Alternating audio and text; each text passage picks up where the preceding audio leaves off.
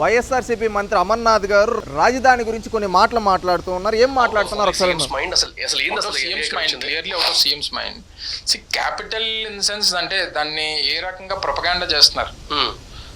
మనం ఏం చెప్తున్నాం అంటే అడ్మినిస్ట్రేషన్ అంటే ఎక్కడ జరుగుతుంది జనరల్గా దాన్ని క్యాపిటల్ అంటాం. దాన్ని వైజాగ్ అయితే బాగుంటుంది అనేటువంటిది మా గవర్నమెంట్, మా ప్రభుత్వం తాలూకా, మా పార్టీ లైన్ కానివ్వండి, మా లీడర్ తాలూకా లైన్ కానీ. అది ఏమీ లేని దగ్గర వర్జిన్ ల్యాండ్ తీసుకొని ఇప్పుడు నువ్వు మొత్తం చేస్తానంటే ఎప్పటికో వద్ది. మనం ఇప్పుడు చూస్తాం ఏం చేస్తాం.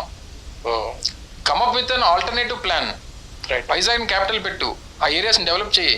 ఏమంటా ఉన్నాడు క్యాపిటల్ గురించి? మేము అడ్మినిస్ట్రేషన్ వైజాగ్లో చేస్తాము, ఏమీ లేని దగ్గర రాజధాని ఎందుకు, వైజాగ్లో పెట్టుకుంటాం అంటూ ఉన్నావు. 2014లో శాసనసభ సమావేశాలు పెట్టినప్పుడు మీ నాయకుడిని అడిగారు కదా, రాజధాని మేము ఇక్కడ పెట్టాలనుకుంటూ ఉన్నాం, మీకు ఓకేనా అంటే ఆ రోజు జగన్మోహన్ రెడ్డి లేసి ఇట్లా 2 చేతులు పెట్టుకొని మాకు ఇటా తిరిగాడు 2 సార్లు. మనస్ఫూర్తిగా స్వాగతిస్తూ ఉన్నా, 30,000 ఎకరాలు మాత్రం ఉంటే చాలు అని చెప్పి మీ నాయకుడు చెప్పలేదా? ఆ రోజు నువ్వు చెప్పుండొచ్చు కదా, జగనన్న నువ్వు ఆ రోజు మాట ఇచ్చావు శాసనసభలో అని చెప్పి ఎందుకు చెప్పలేకపోయావు? ఎందుకు చెప్పలేకపోయావు అమర్? ఈరోజు వచ్చి వైజాగ్కే క్యాపిటల్, మేము మా ప్రభుత్వం మా క్లారిటీ ఉంది అంటున్నావు. అలాంటప్పుడు మీ నాయకుడే లేసు కదా శాసనసభలో, మళ్ళీ పేపర్లు పెట్టుకొని అధికారంలోకి వచ్చిన తర్వాత ఇట్టా 2 సార్లు తిరిగాడు, ఇటు నుంచి ఇటు తిప్పించి మాకు అభివృద్ధి వికేంద్రీకరణ కావాలి, 3 ప్రాంతాలు జరగాలి, అందుకని నేను అడ్మినిస్ట్రేటివ్ క్యాపిటల్, ఎగ్జిక్యూటివ్ క్యాపిటల్, మళ్ళీ వచ్చి ఇంకొకటి ఏమన్నాడయ్యా జ్యుడిషియల్ క్యాపిటల్, 3 క్యాపిటల్స్ అని చెప్పింది మీ నాయకుడు కదా. ఆ రోజు నువ్వు చెప్పుండొచ్చు కదా, అన్న కర్నూలులో ఇక్కడ ఏం లేవన్నా వైజాగ్నే క్యాపిటల్ పెట్టచ్చు కదా అని. ఈరోజు ఎన్నికలు వస్తూ ఉంటే మీ పరిపాలనలో మీరు 5 ఏళ్ళు ఏం కట్టలేదు కాబట్టి ఈరోజు చేతగాక బయటకు వచ్చి వైజాగ్ క్యాపిటల్ అంటా ఉండవు. ఎందుకు? మీరు ఇంకొకటి కూడా చెప్తున్నారు, వైజాగ్లో భూముల్ని ఇవన్నీ ఆ ప్రాంతాన్ని అభివృద్ధి ఏంటి, అక్కడ వైజాగ్ భూముల్ని దోచుకు తినింది మీరు. వైజాగ్లో ఒకప్పుడు ప్రశాంతంగా ఉండేది, వైజాగ్ అంటే ప్రశాంతత అంటే వైజాగ్ అని ఉండేది.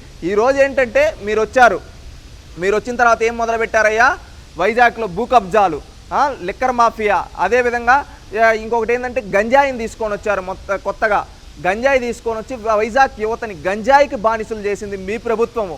వైజాగ్లో వాళ్ళు ఒకటి అనుకుంటూ ఉన్నారు, ఒకప్పుడు మనం ప్రశాంతంగా ఉండేవాళ్ళం రా, గతంలో ఎంతోమంది ముఖ్యమంత్రులు అయ్యారు, ఈ జగన్ అనేవాడు వచ్చిన తర్వాత మన వైజాగ్ని రౌడీజం చేసి ఇక్కడ శాంతి భద్రతలు దెబ్బతిన్నాయి, ఇక్కడ ఏంటో ఎప్పుడు చూసినా ఏదో ఒక గొడవ, ఏదో ఒక భూ కబ్జాలు అని చెప్పి ఈరోజు వైజాగ్ ప్రజలు అనుకుంటున్నారు. అమర్నాథ్ గారు అది తెలుసుకోండి, మీకు ఒక క్లియర్ విజన్ లేదు.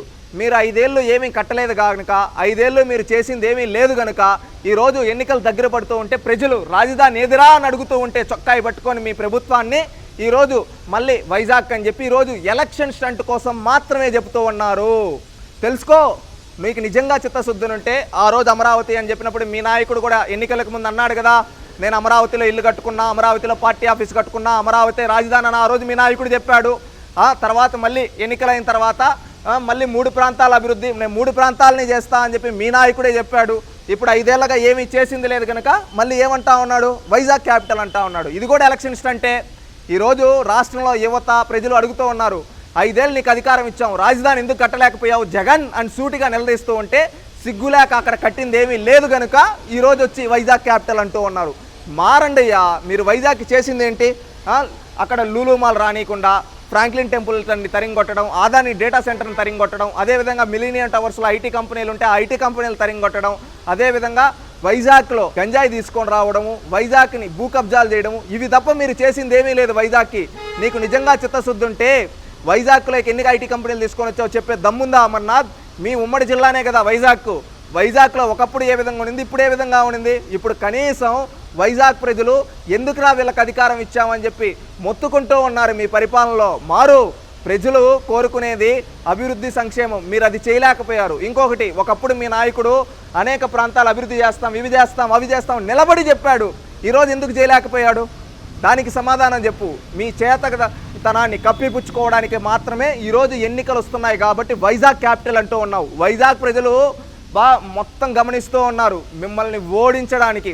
మీకు దమ్ముంటే, మీ నాయకుడికి దమ్ముంటే నువ్వు వైజాగ్ క్యాపిటల్ అంటున్నావు కదా, అదే మ్యాండేట్గా స్వీకరించి వైజాగ్లో వచ్చి పోటీ చేయమని మీ నాయకుడు జగన్మోహన్ రెడ్డిని దమ్ముంటే పులివెందుల్లో పోటీ చేయకుండా పులివెందుల బయట వచ్చి వైజాగ్ క్యాపిటల్ అంటూ ఉన్నాడు కదా, వైజాగ్లో ఏ నియోజకవర్గంలో అయినా వైజాగ్ పార్లమెంట్లో 7 నియోజకవర్గాల్లో ఏ నియోజకవర్గంలో అయినా మీ నాయకుడిని పోటీ చేయమనయ్యా నీకు దమ్ముంటే అప్పుడు ప్రజలు తేలుస్తారు వైజాగ్ క్యాపిటల్ కావాలో వద్దో.